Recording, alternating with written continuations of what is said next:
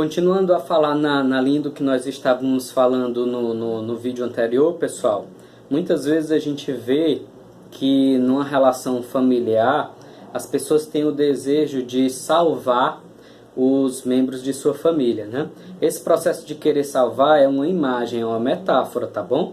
Não é uma salvação no sentido absoluto, né? Mas muitas pessoas pegam para si todo o peso de um sistema ou todo o peso de uma pessoa da sua família, né? E os filhos, por um amor inconsciente aos pais, muitas vezes pegam esses pesos dos pais, né?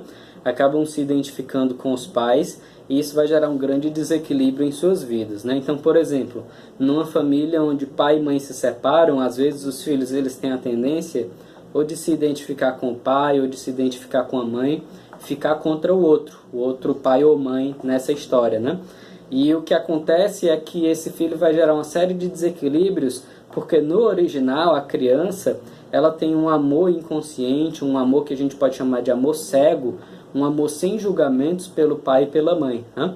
E o nosso original deveria ser isso, a gente deveria ter esse amor sem julgamentos. Quando a gente traz o julgamento, a gente traz a dimensão do nosso ego, da nossa personalidade que se forma posteriormente, né? E a gente traz aí as arrogâncias, as exclusões que vão gerar desequilíbrio nas nossas relações familiares, tá bom? Então, nesse sentido, o processo de salvar tem a ver com esse amor inconsciente que nós temos pelos membros da nossa família, né? Nós queremos, de uma maneira inconsciente e infantil, pegar todos os pesos, pegar todo aquele desequilíbrio e muitas vezes nós queremos nos sacrificar, quer dizer, né? Mesmo que isso vá gerar um grande prejuízo na nossa vida, de adoecimento, a gente quer ir no lugar, né? Existe uma frase sistema que diz assim, eu vou no seu lugar, né? Onde os filhos acabam pegando processos de adoecimento no lugar dos pais, né? Isso é curioso porque pode acontecer muito também, a gente vê acontecer com animais, por exemplo, né? Animais que adoecem com doenças que não são comuns de animais terem, né? Mas dentro de um sistema aquilo acontece. Eu não vou citar os nomes especificamente para não gerar uma ideia de que esse tipo de doença é por causa disso, né? Mas a gente percebe animais com doenças que são às vezes totalmente humanas, né? E que não é muito comum de serem encontrados, por exemplo, no reino animal, né? Mas a gente percebe que aquele animal, na verdade, ele está também ocupando um lugar dentro daquele sistema familiar, né? Ele está pegando, né, assim, de maneira mesmo bem a grosso modo, ele está pegando aquela doença ali por alguém, né? Ou ao pegar aquela doença, ele está sendo fiel a alguém daquele sistema familiar, tá bom?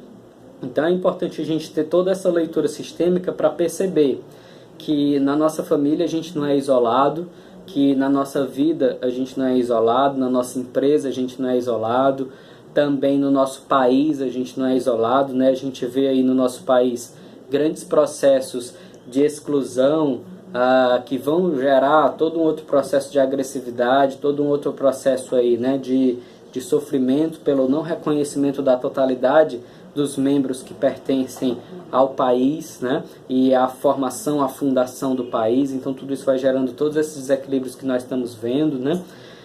Então a constelação sistêmica, dentro dessa dimensão de sistema, ela vem para mostrar para a gente que nós precisamos resgatar novamente esse caminho de equilíbrio e respeitar essas leis de pertencimento, essas leis de hierarquia, de reconhecimento dos nossos ancestrais, né?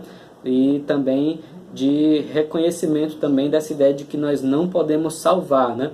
Nós só podemos ocupar o nosso lugar e a partir do nosso lugar nós honramos os nossos ancestrais quando nós vivemos nosso destino da maneira mais grandiosa que nós possamos viver, tá bom? Viver o nosso destino de maneira grandiosa não significa que você tem que encontrar a cura do câncer ou da AIDS, ou acabar com a fome ou com a sede na África. Não são coisas nesse sentido, né? Essas coisas estão mais na ordem da fantasia do que no real, né? Viver o nosso destino significa escolher uma profissão, escolher um caminho de vida, escolher uma forma de ajudar as pessoas e de permanecer, né, de perseverar naquele trabalho, fazendo aquilo que nós sentimos que é uma missão da nossa alma, que nós sentimos que nós devemos fazer, tá bom? E muitas pessoas que não sentem realmente qual seria a sua missão, qual seria o seu destino, isso se deve ou à falta de autoconhecimento, né, que é uma coisa mais geral, ou de uma maneira bem específica dentro dessa visão sistêmica, é devido ao fato da pessoa ainda estar inconscientemente emaranhado, quer dizer, ela está enrolado nessas histórias familiares dos sistemas aos quais ela faz parte, tá bom? Então, o emaranhamento faz com que a gente fique cego, a gente fica presa nesse amor cego que nós temos pelos nossos pais, pelos nossos ancestrais, e a gente não consegue reconhecer quem a gente é, tá bom? Então, o objetivo da constelação também é para que a gente perceba o nosso lugar, para que a gente perceba quais problemas de nossa família não são nossos, né, para que a gente possa devolver esses problemas para os nossos ancestrais e para que a gente possa pegar aquilo que é verdadeiramente nosso e assim a gente possa tomar conta do nosso destino. Eu costumo usar a metáfora de que a nossa mente ela tem uma bateria mental, que se a gente utilizar essa bateria para viver o nosso destino, viver o que a gente verdadeiramente tem que fazer, a gente consegue fazer o que a gente tem que fazer. Por outro lado, se a gente começa a pegar muitos pesos ou do nosso sistema familiar, ou até mesmo do próprio sistema que é a empresa, a gente começa a pegar pesos que não são nossos, isso vai gerando desequilíbrios, e aí a gente adoece, ou a gente não tem condições de se manter caminhando na vida, se manter fazendo aquilo que a gente verdadeiramente tem que fazer.